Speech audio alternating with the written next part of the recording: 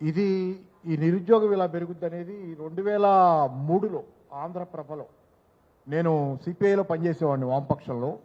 ఇప్పుడు ఆ పార్టీలో లేను. మా భావజాలం ఉంది, లెఫ్ట్ భావజాలం. కానీ పనిచేసే రోజుల్లో ఆంధ్రప్రభలో రాసిన వ్యాసం, అంటే పార్టీలో పనిచేయటమని కాదు, వామపక్ష భావజాలంతో ఆంధ్రప్రభలో 2003 ప్రాంతంలో రాసిన వ్యాసం ఏంటంటే, వామపక్షాలకి విద్యార్థి సంఘాలు ఉన్నాయి, యువజన సంఘాలు ఉన్నాయి, కార్మిక సంఘాలు ఉన్నాయి, రైతు సంఘాలు ఉన్నాయి, మహిళా సంఘాలు ఉన్నాయి. కానీ ఇప్పుడు కావలసిన ఒక సంఘం ఉంది, ముందు కాలంలో మొత్తం ప్రధానమైన సంఘంగా ఉండబోయే సంఘం, అది నిరుద్యోగ సంఘం. ఈ సంఘం కావాలి. ఇప్పుడు ఈ నిరుద్యోగ సంఘాన్ని పెట్టుకుంటే వామపక్షాలు చాలా పెద్ద ఎత్తున విద్యార్థి యువజనులని సమీకరించగలవు. ముందు కాలం మొత్తం నిరుద్యోగ యుగం, ఎందుకంటే ఈ వ్యవస్థ దాని టెర్మినేషన్ పాయింట్కి వచ్చింది కాబట్టి నిరుద్యోగం మేజర్ ఇష్యూగా ఉంటుందనే దాని మీద ఆ వ్యాసం రాశాను.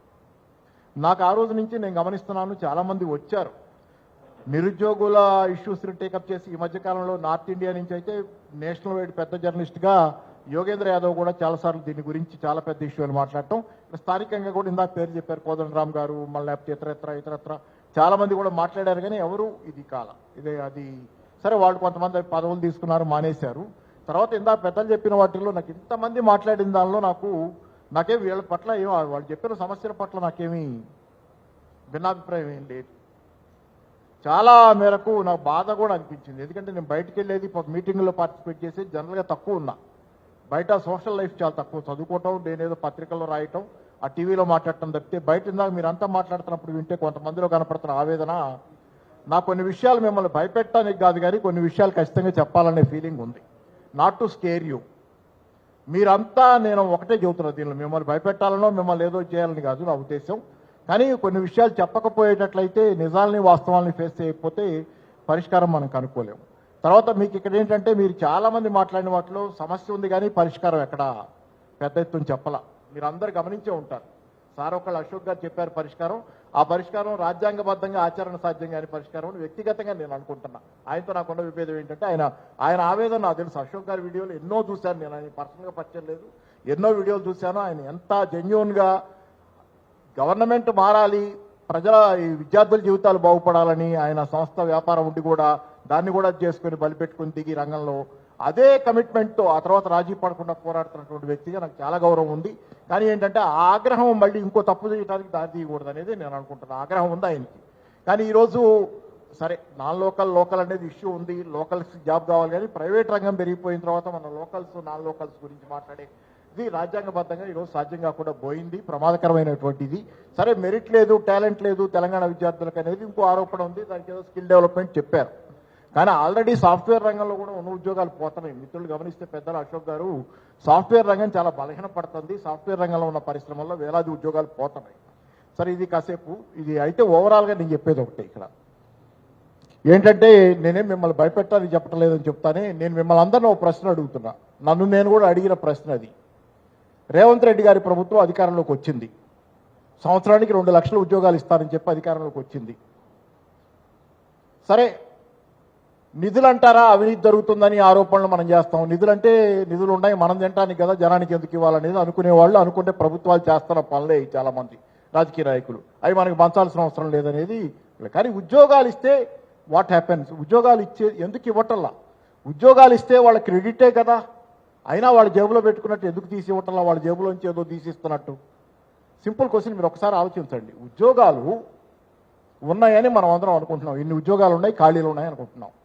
అన్ని ఖాళీలు ఉన్నాయి, నిజమే, అది అందరికీ తెలిసింది.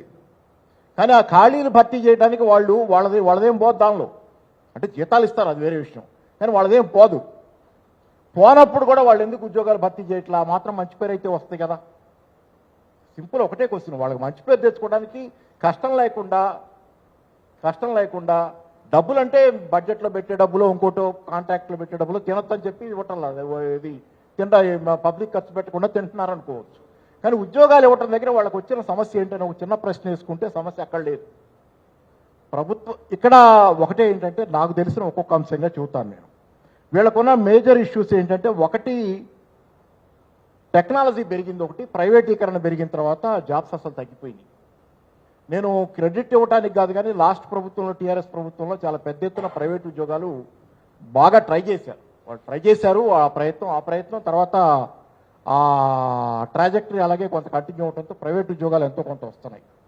సో టెక్నాలజీ పెరిగిన కొద్ది కాలం ముందు కాలం అసలు ఉద్యోగాలు ఉండవు. నేను చెప్పదలుచుకుంటున్నది అదే. నేపాల్లో ఉద్యమాలు జరిగినా, బంగ్లాదేశ్లో జరిగినా, శ్రీలంకలో జరిగినా, ప్రభుత్వాలు పడిపోయినా, కొత్త ప్రభుత్వాలు వచ్చినా వాళ్ళందరి మేజర్ ఇష్యూ బేసిక్గా ఎవరెన్ని మాట్లాడినా వాళ్ళందరిది నిరుద్యోగం ఇష్యూస్తోనే జనరేషన్ జెడ్ బయటకు వచ్చారు. భారతదేశంలో ఇంకా రాలా, అది వేరే విషయం. కానీ ఏంటంటే ఈ జనరేషన్ జెడ్కి కొత్తగా వచ్చిన ప్రభుత్వాలైనా ఉద్యోగాలు ఇస్తాయంటే ఇవ్వలేవు. ఎందుకంటే ఒకటి టెక్నాలజీ పెరుగుతున్నప్పుడు ప్రైవేటీకరణలో వీళ్ళు ఎక్కడి నుంచి చేస్తారు ఉద్యోగాలు? ఇందా మన డివైఎఫ్ఎఫ్ మిత్రులు ప్రభుత్వమే ఉద్యోగాలు కల్పించాలన్నారు. సరే, దట్ ఈస్ వ్యాలిడ్ పాయింట్, చివరిలో మాట్లాడతా. తర్వాత అయితే రెండోది అమెరికా జాబ్స్ పోయినాయి. ఈరోజు అమెరికన్ జాబ్స్ రానివ్వటల్లా. దాంతో ఇంజనీర్లు అంతా ఇక్కడ కూర్చొని మళ్ళీ కాంపిటేటివ్ ఎగ్జామ్స్కి అదనపు కాంపిటీషన్. తప్పంటల్లా, వాళ్ళకి వేరే ఉద్యోగాలు లేవు కాబట్టి మన కోచింగ్ సెంటర్లో ఎక్కడ చూసినా ఇంజనీర్లు చాలామంది ఉన్నారు, ఇంజనీరింగ్ పిల్లలు. అదొక అదనపు కాంపిటీషన్ వచ్చి పెరిగింది ఇక్కడ ఒత్తిడి. ఇంకోటి ఏంటంటే ప్రపంచ బ్యాంకు షరతులు. డోంట్ ఫర్గెట్, మీకు గవర్నమెంట్ ఉద్యోగాలు ఎందుకు ఇవ్వటం లేదంటే, అది ఎక్కడైనా కానీ కేంద్రం కావచ్చు, రాష్ట్రం కావచ్చు, గవర్నమెంట్ ఉద్యోగాలు ఎందుకు ఇవ్వటం లేదంటే పొదుపు చర్యల పేరుతో మనం ప్రపంచ బ్యాంకు దగ్గర నుంచి తెచ్చుకున్న అప్పుల్లో 91లో జరిగిన పివి నరసింహరావు గారి ప్రభుత్వం, ఆ పేరు ఎందుకు కానీ ఏదైనా కానీ ఆ ప్రభుత్వంలో మనం అప్పు తెచ్చుకున్నాం. IMF మనకు వాళ్ళు పెట్టిన షరతు ఏంటంటే మీ ప్రభుత్వ యంత్రాంగాన్ని కుదించాలి అనేది. దానికోసమే మినిమం గవర్నమెంట్ మ్యాక్సిమం గవర్నెన్స్ అనే నినాదం కింద నుంచి పై దాకా అన్ని చోట్ల వినపడుతుంది. గవర్నమెంట్ చిన్నది ఉండాలి. ఎందుకు చిన్నది ఉండాలంటే దీనిలో ఖర్చులు తక్కువ ఉండాలి. ఉద్యోగస్తులకు ఇచ్చే జీతాలు పెద్ద ఖర్చు ఉండకూడదు, అలాగే ఉద్యోగస్తులకు ఇచ్చే పెన్షన్లు ఖర్చు ఉండకూడదు. ఈ తగ్గించుకున్న ఖర్చు అంతా సరే వేరే వాళ్ళకి బదలాయించుకుంటారు, ధనవంతులకు కార్పొరేట్లకు బదలాయించుకుంటారు. సో ఓవరాల్గా ఏంటంటే వాళ్ళు పెట్టిన షరతు ఇది. అందుకనే గవర్నమెంట్ ఉద్యోగాలు అన్ని ఖాళీ ఉన్నా ప్రభుత్వాలు అంత భర్తీ చేయని కారణం ఏంటంటే ప్రపంచ బ్యాంకు షరతుల్లో భాగంగా టైప్ పొజిషన్లో వీళ్ళు ఉన్నారు. ప్రపంచ బ్యాంకు షరతుల్లో అన్ని ప్రభుత్వాలు అదే స్థాయిలో అంగీకరించట్లా. కానీ ఇప్పుడున్నటువంటి ప్రభుత్వం, ప్రస్తుతం ఉన్న తెలంగాణలో ప్రభుత్వం, దీని లింకు మనందరూ ఇంత ఓపెన్గా మాట్లాడారు కాబట్టి ఆంధ్రప్రదేశ్లోని చంద్రబాబు గారితో మన లింకులన్నీ మాట్లాడుకుంటానే ఉన్నాం. ఈ ప్రభుత్వం అక్కడ దాంతో ఇంటాండెమ్. నా ఉద్దేశంలో వ్యక్తిగతంగా నేను గమనించిన దానిలో ప్రపంచ బ్యాంకు వీళ్ళిద్దరి మధ్య ఉండి, వీళ్ళిద్దరి మధ్య లింకు ప్రపంచ బ్యాంకే. అటు చంద్రబాబు గారికి ఈయనకి లింకు ప్రపంచ బ్యాంకు. ఆ ప్రపంచ బ్యాంకు షరతుల్లో భాగంగా, పొదుపు చర్యల్లో భాగంగా వీళ్ళు ఉద్యోగాలు భర్తీ చేయరు. అక్కడేంటంటే ఈ ఉద్యోగాల భర్తీ అనేది వీళ్ళ జేబులో ఉండి వీళ్ళు ఇవ్వకపోవటం కాదు ఒకటి. రెండోది వీళ్ళ బానిసత్వం, ప్రపంచ బ్యాంకు బానిసత్వం మేజర్ రీజన్. వీళ్ళు ఉద్యోగాలు ఇస్తే వీళ్ళకి మంచిదే, కానీ ఉద్యోగాలు ఇవ్వటం అనేది వీళ్ళు వాళ్ళ కంట్రోల్లో ఉన్నారు కాబట్టి. మీరు చూడండి, రేవంత్ రెడ్డి గారు అధికారంలోకి వచ్చిన కొత్తలోనే మీరు పేపర్లు చూస్తే అమెరికా పోయినప్పుడు కలిసిన వాళ్ళలో ప్రపంచ బ్యాంకు చైర్మన్ ఆయన ఫస్ట్ కలిసిన టూర్లోనే ఉన్నాడు. చంద్రబాబు అంతే, ఇప్పుడు ప్రపంచ బ్యాంకు అప్పులు అమరావతి కోసం. సో ఈ క్రమంలో మీకు ఈ ప్రపంచ బ్యాంకు షరతులు ఉన్నంతకాలం ప్రపంచంలో అన్ని దేశాల్లో జరుగుతుంది. చాలా దేశాలు అప్పులు తెచ్చుకున్నాయి. ఆస్టిరిటీ పొదుపు చర్యలు జరిగిన గ్రీస్లో కావచ్చు, ఇక్కడ కావచ్చు, ఏ దేశాలు పాకిస్తాన్లో కావచ్చు, బంగ్లాదేశ్లో కావచ్చు, ఎక్కడైనా కావచ్చు, ఉద్యోగాలు ఇవ్వరు. పొదుపు చర్యల పేరుతో ప్రభుత్వంలో కోతలు పెడుతున్నారు. ఖాళీ అయిన ఉద్యోగాలు కూడా వీళ్ళు భర్తీ చేయకుండా దాన్ని అట్లాగే అట్టి పెడుతున్నారు పొదుపు చేయడం కోసం. సో ఈ క్రమం ఒకటి మేజర్ క్రమం. మిమ్మల్ని మోసం చేయడం వెనుకున్నటువంటి ఈ షరతులు అనేది, ఈ షరతులకు తలొగ్గే ప్రభుత్వాలు ఒకలాగా ఉంటున్నాయి, కాస్త తల విధిరించే ప్రభుత్వాలు ఇంకో కాస్త బెటర్గా పనిచేస్తున్నాయి. నేను ఏమనుకోకపోతే నేను టీఆర్ఎస్ నాయకత్వంతో కూడా వేరే పేర్లేం కాదు, కానీ నాకు వాళ్ళ పట్ల గౌరవం ఉంది. తెలంగాణ ఉన్న దానిలో నేను మొదటి నుంచి కూడా నా వాదన ఉంటుంది. కొంతమంది టీవీలో చూసి ఉండొచ్చు. నేను ఉన్న వాళ్ళల్లో తెలంగాణలో వాళ్ళు లేను. కమ్యూనిస్ట్ పార్టీ నుంచి వచ్చాను, నా భావజాలం అదే. నేను టీఆర్ఎస్లో లేను. కానీ ఏంటంటే ఉన్న వాళ్ళలో వాళ్ళే తెలంగాణ కొంత బెటర్ అనే వాదన. నేను తెలంగాణ 2023 అసెంబ్లీ తప్పట్లో అసెంబ్లీ ఎన్నికలకు ముందు కూడా నా వాదన ఇదే. వీళ్ళని పోగొట్టుకోవద్దు, ఉన్నది ఇదే కాస్త నయం అని చెప్పి వాదన చేశాను. సరే, ఏదైనా వాళ్ళు చాలా ప్రయత్నం చేశారని నేను అనుకుంటా. వాళ్ళు కొంచెం ఇది సరే అది అయింది. తర్వాత ఇంకా ప్రైవేటీకరణ ఇవన్నీ సరే, ఈ ఉద్యోగాలు అందుకని లేవు. అందుకనంటే నేను చెప్పేది ఒకటే, ఇక్కడ ఏంటంటే మీకు ఇందాక ఎవరో మిత్రులు కూడా తన ఒక మాట అన్నారు, రాజకీయాలు మాకు అవసరం లేదు, మాకు ఉద్యోగాలు ఇవ్వండి చాలని మాట అన్నారు. దయచేసి నేను ఆయన అంటానికి కాదు, కానీ జస్ట్ పాయింటింగ్ అవుట్. ఎందుకంటే జనరల్గా యూత్లో ఉన్న ఫీలింగ్ రాజకీయాలకు దూరంగా ఉండాలనే ఫీలింగ్ ఉంది. కానీ మీరు రాజకీయాలకు దూరంగా ఉండే కాలం కాదు ఇది. మీరు వద్దనుకున్నా కానీ ఇక్కడికి వచ్చి రాజకీయాలే మాట్లాడుతున్నాం అందరం. మీరు వద్దనుకుని ఉండొచ్చు, మాకు రాజకీయాలు వద్దు, మేము ఉద్యోగం చేసుకుందాం, చదువుకుందాం అనుకున్నా, ఆఖరికి అల్టిమేట్గా లాగబడి ఇక్కడికి వచ్చి కూర్చొని అందరం రాజకీయాలే మాట్లాడుతున్నాం. కాబట్టి రాజకీయాలు లేకుండా కుదరదు. బహుశా ఇది కూడా చంద్రబాబు ఎఫెక్టే. సోషల్ సైన్సెస్ వద్దన్న చంద్రబాబు గారు సామాజిక శాస్త్రాలు వద్దని చెప్పాడు. హిస్టరీ వద్దు, చరిత్ర ఏం వద్దు, ఇంజనీరింగ్ చదువుకోండి, అమెరికా పోతే డాలర్లు వస్తాయి, సంపాదించుకోండి, తినండి, తాగండి, కూర్చోండి, ఇదే చెప్పింది. ఆ పర్యవసానంగా మనకి ప్రపంచంలో మిగతా బ్రాడర్ ప్రపంచం తెలియకుండా చిన్న పరిధిలో బతికే ప్రపంచంలోకి మనం లాగబడ్డాం. ఇది మన దురదృష్టం. లేకపోతే విద్యార్థులు ఇంత తెలివైన వాళ్ళు ఇంత కాంపిటేటివ్ ఎగ్జామ్స్ చదువుతా ఎన్ని పుస్తకాలు చదువుంటే ఇన్ని సంవత్సరాలు వెయిట్ చేస్తా ఉద్యోగాల కోసం, ఎంత చదువుంటారు, ఎంత నేర్చుకుని ఉంటారు? మీకు చిన్న విషయం అర్థం కావట్లేదంటే కారణం ఏంటంటే మీరు పుస్తకాలు చదువుతున్నారు కానీ పుస్తకం పరిమితిలోనే ఉంటున్నారు. విశాలమైన ప్రపంచంలో చాలా విషయాలు, చిన్న ఉదాహరణ చెబుతాయి. ఇక్కడ ఈ పుస్తకం, ఇది అమెరికా గురించిన పుస్తకం. అమెరికాలో ఏం జరుగుతుంది నిన్నే చదివాను దీని రివ్యూ ఫైనాన్షియల్ టైమ్స్ అనే పత్రికలో. ఇది మ్యూటినీ తిరుగుబాటు, the rise and revolt of the college educated working class. The rise and revolt of the college educated working class అని చెప్పి ఒక ఆయన పుస్తకం రాశారు. అమెరికాలో చదువుకున్న కాలేజీ గ్రాడ్యుయేషన్ చదువుకున్న పిల్లలు కూడా ఈరోజు ఉద్యోగాలు లేక చిన్న చిల్లర పనులు చేసుకుంటా వాళ్ళు, అంటే సెన్సిటివ్నెస్ పెరుగుద్ది. మనం చదువుకున్న కొద్దీ మిగతా వాళ్ళకు లెవెల్ కంటే కూడా యాస్పిరేషన్ ఎక్కువ ఉంటుంది. అస్సలు చదువుకున్న వాళ్ళు ఫిజికల్ లేబర్ చేస్తే వాళ్ళకి పెద్ద యాస్పిరేషన్ యాంబిషన్ ఉండదు కాబట్టి సఫర్ అవ్వరు. చదువుకున్న తర్వాత యాంబిషన్ ఉంటుంది, యాస్పిరేషన్ ఉంటుంది, బ్రాడర్గా ఎంతో కొంత బ్రాడ్ అవుతాం. ఆ బ్రాడ్ అయినప్పుడు ఉండే సఫరింగ్ ఎక్కువ ఉంటుంది. అమెరికన్ ఎడ్యుకేటెడ్ పిల్లలు కూడా, గ్రాడ్యుయేట్స్ కూడా దే ఆర్ సఫరింగ్. ఇది ప్రపంచవ్యాప్త ఫినామినన్. ఈరోజు నేను మళ్ళీ ఒకసారి చెబుతున్నా, ఇది కేవలం ఇండియాలో జరుగుతుంది కాదు. ఇండియాలో ఎక్స్ట్రా ఎందుకు జరుగుతుందంటే మిగతా కొన్ని దేశాల్లో లాగా ఇక్కడ ప్రపంచ బ్యాంకు షరతుల వల్ల మీకు అసలు ఉద్యోగాలు ఇవ్వడానికి వీళ్ళు రెడీగా లేరు. కాబట్టి ఈ మొత్తం వ్యవస్థాగతమైన సమస్య ఇది.